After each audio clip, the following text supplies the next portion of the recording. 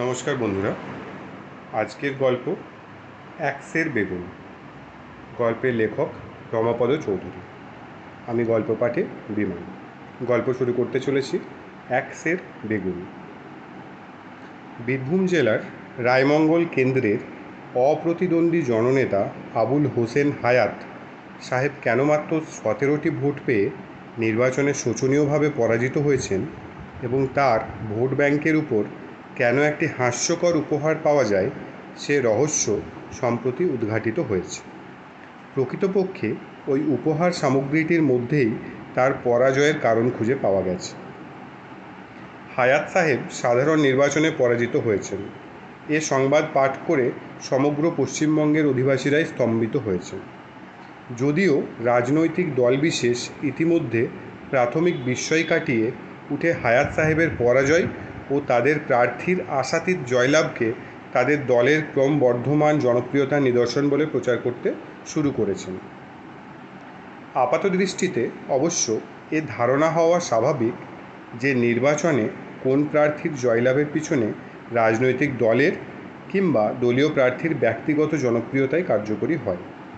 কিন্তু এক্ষেত্রে জয়ী প্রার্থী আব্দুল করিম সাহেবের জনপ্রিয়তাকে ইতিপূর্বে অত্যন্ত সীমাবদ্ধ বলেই মনে হয়েছিল এবং ঘোড়দৌড়ের ভাষায় যাকে আপসেট বলা চলে তেমনই একটি নির্বাচনের প্রকৃত ঘটনা জানবার জন্য এবং এই নির্বাচন ফলাফলকে নিরপেক্ষভাবে বিশ্লেষণ করার জন্য এই নির্বাচন কেন্দ্রে উপস্থিত হয়ে আমি যখন স্বয়ং করিম সাহেবের সঙ্গে সাক্ষাৎ করি তখন তিনি কোনো উল্লাস প্রকাশ করা দূরের কথা স্পষ্ট স্বীকার করেন যে এই ফলাফলকে তিনি এখনও বিশ্বাস করতে পারছেন না। স্মরণ থাকতে পারে হায়াত সাহেব এ অঞ্চলের অক্লান্ত কর্মী এবং একনিষ্ঠ সমাজসেবী হিসেবে দীর্ঘ 22 বছর যাবৎ অপ্রতিদ্বন্দ্বী জননেতার আসনে অধিবেষ্টিত ছিলেন এবং গত দুটি নির্বাচনেই তিনি বিপুল ভোটাধিক্যে বিধানসভার সদস্য নির্বাচিত হয়েছিলেন। ইতিমধ্যে তার কোনো রাজনৈতিক পদক্ষেপে বিন্দুমাত্র ভ্রান্তি হয়েছে বলে শোনা যায়নি বা তার নির্বাচন কেন্দ্রের সঙ্গে তিনি যোগাযোগ রাখতে পারেননি এমন সন্দেহও করা সম্ভব নয়, কারণ বিধানসভার অধিবেশনকালীন সময়টুকু ব্যতীত সারা বৎসরই তিনি স্বগ্রামে বসবাস করেন এবং আপন চেষ্টায় তিনি একটি বালিকা বিদ্যালয় ও একটি মাতৃ সদন প্রতিষ্ঠা করেছেন। তাছাড়া বিধানসভাতেও তার নির্ভীক ও যুক্তিপূর্ণ বক্তৃতায় গ্রামবাসীদের প্রতি তার আন্তরিক সহানুভূতি প্রকাশ পেয়েছে। স্থানীয় স্কুলের জনৈক শিক্ষকের সঙ্গে সাক্ষাৎ করে এই বিষয়ে আলোচনা করে জানতে পেরেছি যে হায়াত সাহেব যে মাঝে মাঝে স্বদলের গ্রাম বিরোধী ভূমিকাকে তীব্র ভাষায় সমালোচনা করে দলীয় প্রধানদের বিরাগভাজন হয়েছেন তাও এ অঞ্চলের অধিবাসীদের কাছে অজ্ঞাত নেই। তৎসত্ত্বেও কেন যে হায়াত সাহেব এভাবে পরাজিত হলেন তার কার্যকারণ অনুসন্ধান করতে গিয়ে একটি বিচিত্র সংবাদ সংগৃহীত হয়েছে। অপ্রতিদ্বন্দ্বী কোন কোন জননেতা এই সাধারণ নির্বাচনে পরাজিত হয়েছেন, এমনকি দু একজনের জমানত বাজেয়াপ্ত হয়েছে এ খবরও জানা গেছে। কিন্তু হায়াত সাহেবের মতো জনপ্রিয় প্রার্থীর মাত্র 17টি ভোট পাওয়ার সংবাদ বোধ করি সমগ্র নির্বাচনের ইতিহাসেই একটি দুর্বোধ্য রহস্য হিসেবে স্বীকৃত হবে। গত পরশুর সংবাদপত্রে রায়মঙ্গল কেন্দ্রের নির্বাচনী ফলাফল প্রকাশিত হয়েছে এবং সে ফলাফলের তালিকায় দেখা গেছে করিম সাহেব 17,362টি ভোট পেয়েছেন। স্বতন্ত্র প্রার্থী শ্রীধর বসু পেয়েছেন 2,158টি ভোট এবং অবিশ্বাস্য মনে হলেও হায়াত সাহেবের বাক্সে মোট 17টি ভোট পড়েছে। গতকালের বিভিন্ন সংবাদপত্রেও এ বিষয়ে নানা জল্পনা কল্পনা প্রকাশিত হয়েছে এবং হায়াত সাহেবের পরাজয়কে অনেকে দলীয় জনপ্রিয়তা হ্রাসের সুস্পষ্ট ইঙ্গিত বলে মনে করছে। কিন্তু এ রহস্যের প্রকৃত কারণ অনুসন্ধান করতে এসে জানা গেল যে হায়াত সাহেবের বাক্সে কেবলমাত্র 17টি ভোটপত্রই পাওয়া যায়নি, এছাড়াও আরেকটি দ্রব্য পাওয়া গেছে। অফিসার নাকি স্থানীয় এক ভদ্রলোকের কাছে গল্পচ্ছলে জানান যে হায়াত সাহেবের বাক্সের ওপরে কোনো ভোটদাতা একটি বেগুন রেখে যান। উক্ত ভোট কেন্দ্রের উভয় রাজনৈতিক দলের এজেন্টরাই এ কাহিনী সমর্থন করেন এবং পাঠকদের স্মরণ থাকতে পারে যে কয়েকদিন পূর্বে কোনো এক পোলিং বুথে ভোট বাক্সের উপরে কেউ একটি বেগুন রেখে যায়। এ সংবাদ প্রকাশিত হয়েছিল। অবশ্য সে সংবাদে কোনো প্রার্থীর বাক্সের উপরে বেগুনটি পাওয়া যায় উল্লেখ করা হয়নি এবং বলা বাহুল্য সে সময়ে খবরটি পাঠ করে সকলেই কৌতুকবোধ করিয়াছিলেন। আপাতদৃষ্টিতে উক্ত সংবাদটি কৌতুককর মনে হলেও ঘটনাটির পিছনে কি গভীর তাৎপর্য ও করুণ কাহিনী লুকিয়ে আছে তার কিছুটা হদিশ বোধহয় পাওয়া গেছে। রায়মঙ্গল কেন্দ্রের ভোটার সংখ্যা কিঞ্চিদিক 60,000, তন্মধ্যে 13,000 মুসলমান ও 47,000 হিন্দু। সুতরাং কোন কোন মহলে যে প্রমাণ করার চেষ্টা হয়েছে রায়মঙ্গল কেন্দ্রের নির্বাচনে এবার সম্পূর্ণ সাম্প্রদায়িক মনোভাব প্রকট হয়েছে তা সত্য নয়। কারণ সাম্প্রদায়িক কারণে করিম সাহেব 13,000 ভোট পেয়ে থাকলেও স্বীকার করতে হবে অন্তত 4,000 হিন্দু ভোটও তিনি পেয়েছেন। অথচ সাম্প্রদায়িক মনোভাব থাকলে স্বতন্ত্র প্রার্থী শ্রীধর বসু হিন্দুদের ভোট অধিক সংখ্যায় পেতেন এবং মুসলমানদের ভোট পেতেন হায়াত সাহেব, কারণ হায়াত সাহেবের পিতা এতদ অঞ্চলে সর্বজন শ্রদ্ধেয় মৌলবী ছিলেন এবং দরিদ্র মুসলমান চাষিদের উন্নতির জন্য হায়াত সাহেব প্রাণপাত করেছেন বললেও অত্যুক্তি করা হয় না। অন্যপক্ষে করিম সাহেব কিঞ্চিৎ সাহেবী ভাবাপন্ন। দরিদ্র মুসলমান চাষিদের সঙ্গে কোনো যোগাযোগই তিনি রাখতে পারেননি, কারণ ব্যারিস্টারি পেশায় নিযুক্ত থাকার ফলে তাকে অধিকাংশ সময় কলকাতায় থাকতে হয়। সুতরাং এই বিস্ময়কর ঘটনাটির জন্য সাম্প্রদায়িকতাকে অকারণে দায়ী করা চলে না। আরেকটি মহলের গবেষণায় প্রকাশ, জমিদারি উচ্ছেদের পক্ষে হায়াত সাহেব যে ওজস্বিনী ভাষায় বক্তৃতাদি দিয়েছিলেন তার ফলেই নাকি তিনি সম্ভ্রান্ত ও সচ্ছল পরিবারগুলির ভোট থেকে বঞ্চিত হয়েছেন এবং করিম সাহেব প্রাক নির্বাচন সফরে ক্যানাল ট্যাক্সের বিরোধিতা করে যেসব বক্তৃতা দেন তা গ্রামবাসীদের কাছে তাকে জনপ্রিয় করে তোলে। কিন্তু সংবাদ নিয়ে এবং সেটেলমেন্ট অফিসের নথিপত্র ঘেঁটে দেখা গেছে যে রায়মঙ্গল কেন্দ্রের মাত্র 700 পরিবার জমিদারি উচ্ছেদ আইনের আওতায় পড়েন এবং আইন অন্তর্ভুক্ত 21,000 বিঘা জমির মালিক 500-600 জনের অধিক নয়। সুতরাং নীতিগত কারণে হায়াত সাহেবের 700 পরিবারের পরিবার পিছু 5 জন করে ধরলে 3,500 ভোট হারাতে পারেন এবং করিম সাহেবও 500-600 পরিবার থেকে ক্যানাল ট্যাক্স বিরোধী বক্তৃতার দৌলতে বড় জোর 2,500 বা 3,000 ভোট পেতে পারেন।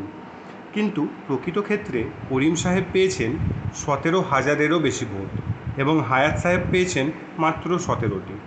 অথচ গত নির্বাচনে হায়াত সাহেব 23,000 ভোট পেয়েছিলেন। অবশ্য হায়াত সাহেব মাত্র 17টি ভোটই পাননি, উপরন্তু তার বাক্সের উপরে পাওয়া গেছে একটি বেগুন। এই বেগুনটি অনেকের কাছে কৌতুককর মনে হলেও আমার মনে হয় হায়াত সাহেবের পরাজয়ের প্রকৃত কারণ পাওয়া যাবে এই রহস্যের সমাধান করতে পারলে। কলকাতা শহরে বসে এই ঘটনাটির তাৎপর্যপূর্ণ অনুধাবন করা অবশ্য আমার পক্ষে সম্ভব ছিল না এবং পরীক্ষার্থী ছেলেমেয়েরা শূন্যের পরিবর্তে যেমন রসগোল্লা শব্দটি ব্যবহার করে তেমনই একটি বেগুন দান করে কোনো ভোটার হায়াত সাহেবের বাক্সকে শূন্য করবার পক্ষপাতী ছিল বা প্রতিপক্ষেরই কেউ বেগুন দিয়ে কোনো টুকটাক করতে চেয়েছিল এমন মনে করা যেতে পারে। এমনকি হায়াত সাহেব নিজেও এই রহস্যটির এই ধরনের ব্যাখ্যা করতে চেয়েছেন। তিনি আমাকে জানান, রায়মঙ্গলের গ্রামবাসীরা অত্যন্ত দরিদ্র এবং কুসংস্কারাচ্ছন্ন। তাদের শিক্ষা দীক্ষা ও উন্নতির জন্য সরকার কোনো চেষ্টাই করেননি। সুতরাং তাদের মধ্যে কারো কারো টুকটাকে বিশ্বাস থাকা অস্বাভাবিক কিছু নয়। অবশ্য ব্যাপারটা অন্য ব্যাখ্যাটাও তিনি আমাকে জানান। এই হেন পরাজয় সত্ত্বেও কৌতুকে বলেন যে কোনো চাষি ভোটার হয়তো বেগুনটি তাকে খাবার জন্য দান করে গেছে বা ভোট দিতে এসে ভুলক্রমে বাক্সের ওপরে নামিয়ে রেখে গেছে। এই সূত্রে কথোপকথন করতে করতে তিনি নির্বাচনের কথা ভুলে বেগুন সম্পর্কে আলোচনা শুরু করে দেন এবং জানান যে তার বাড়ির উঠোনেও কয়েকটি বেগুন চারা ছিল এবং তাতে 1 সের ওজনের বেগুনও ধরত। হায়াত সাহেব দুঃখ প্রকাশ করে বললেন, বিধানসভায় যেতে হতো এবং দীর্ঘদিন কলুটোলার একটি হোটেলে বাস করতে হতো। সে কারণে বেগুনের চারাগুলি নষ্ট হয়ে যায় এবং ইচ্ছা সত্ত্বেও তিনি সেগুলির পরিচর্যা করতে পারতেন না। এ কথা জানিয়ে তিনি মনের ক্ষোভ প্রকাশ করেন। বলেন যে নির্বাচনে পরাজিত হয়ে তার উপকারই হয়েছে, কারণ এখন আর তাকে কুলুটোলার নোংরা হোটেলে বাস করতে হবে না। পরম আনন্দে তিনি তার ক্ষুদ্র ভিটাবাড়ির সামনে বাগানে বেগুন পরিচর্যা করতে পারবেন। হায়াত সাহেবের এই বেগুন প্রীতির বর্ণনা শুনতে শুনতে আমি যখন সন্দিহান হয়ে উঠেছিলাম এবং এর সঙ্গে ভোট বাক্সের কোনো সম্পর্ক আছে কিনা মনে মনে অনুসন্ধান করছিলাম, তখন তিনি একটি বিস্ময়কর খবর প্রকাশ করেন। তিনি বলেন যে প্রায় 4 বৎসর পূর্বে তিনি একবার বিধানসভার অধিবেশন সমাপ্তির পর গ্রামে ফিরছিলেন। এমন সময় গ্রামের হাটে একজনকে ঝুড়ি ভর্তি বড় বড় বেগুন বেচতে দেখে এত দূর প্রলুব্ধ হন যে সেখানেই থমকে দাঁড়িয়ে পড়েন এবং কিছু বেগুন কিনতে তার ইচ্ছা হওয়ায় বেগুনওয়ালা 1 সের বেগুনের জন্য 3 আনা পয়সা চায় এবং হায়াত সাহেব কোনো দরদস্তুর না করে 3 আনা পয়সা দিয়েই বেগুনগুলি নিয়ে চলে আসেন। ঘটনাটির উল্লেখ করে হায়াত সাহেব হাসতে হাসতে আমাকে জানান যে সে রাত্রে পেঁয়াজ সহযোগে তিনি শুধু বেগুন পোড়া দিয়েই ভাত খেয়েছিলেন। এই সূত্রেই তার স্মরণ হয় যে তিনি যখন বেগুন কিনছিলেন তখন পিছন থেকে কে যেন মন্তব্যও করে, হায়াত সাহেবের দেখি আজকাল 1 সের বেগুন না হলে চলে না। এই স্থানীয় অনুসন্ধানের পরিপ্রেক্ষিতে রায়মঙ্গল কেন্দ্রের নির্বাচনী সাফল্যের বিশ্লেষণের মধ্যেই হায়াত সাহেবের পরাজয়ের প্রকৃত কারণ এবং ভোট বাক্সে রাখা বেগুনটির সব রহস্য আমার ধারণা সম্পূর্ণ উদ্ঘাটিত হয়েছে। সাম্প্রদায়িকতা, জমিদারি উচ্ছেদ, ক্যানাল ট্যাক্স, বহু জনে বহু মতামত হয়তো প্রচার করবেন। রাজনৈতিক দলগুলি হয়তো এই নির্বাচনী ফলাফলের মধ্যে কোনো দল বিশেষের জনপ্রিয়তা বৃদ্ধি বা হ্রাসের হদিশ পাবেন, কিন্তু দরদস্তুর না করে 3 আনা পয়সার 1 সের বেগুন কেনার ফলে যে একজন অপ্রতিদ্বন্দ্বী জননেতা বোধিচ্যুত হতে পারেন, এই খবর অবিশ্বাস্য মনে হলেও সত্য। এই তুচ্ছ ঘটনাটিকে আমি ইতিপূর্বে বিস্ময়কর বলেছি, তার কারণ হায়াত সাহেবের সঙ্গে সাক্ষাতের পর ফেরার পথে সেই গ্রামেরই এক দরিদ্র মুসলমান চাষির সঙ্গে আমার দেখা হয় এবং তাকে আমি স্টেশনের পথটা দেখিয়ে দেওয়ার জন্য অনুরোধ করি। পরিবর্তে সে প্রশ্ন করে, জানতে চায় আমি গ্রামে কার বাড়ি গিয়েছিলাম। উত্তর শুনে চাষিটি উপহাসের হাসি হাসে এবং বলে যে সে আমাকে দেখেই বুঝতে পেরেছিল যে আমি নবাবজাদার বাড়ি গিয়েছিলাম। নবাবজাদা বলতে সে কাকে বোঝাতে চায় জিজ্ঞাসা করায় লোকটি হেসে বলে যে গ্রামে নবাবজাদা তো একজনই আছেন। ইতিমধ্যে আরও 2-4 জন লোক এসে জড়ো হয় এবং হাসতে হাসতে বলে যে এখন তারা হায়াত সাহেবকে নবাবজাদা সম্বোধন করে এবং তার পরাজয়ে যে তারা খুশি হয়েছে তাও প্রকাশ করে। আমি বিস্মিত হয়ে তাদের উল্লাসের কারণ জানতে চাই। তখন একজন সহাস্যে বলে যে হায়াত সাহেব মানুষটি ভালোই ছিলেন বলেই তাকে তারা মাথায় করে রেখেছিল, কিন্তু বিধানসভার সদস্য হয়েই তিনি নাকি ধরাকে সরা ভাবতে শুরু করেন। আমি ক্ষীণ প্রতিবাদ করার চেষ্টা করে বলি যে তাদের ধারণা ভুল, হায়াত সাহেব যেমনই ছিলেন তেমনই আছেন।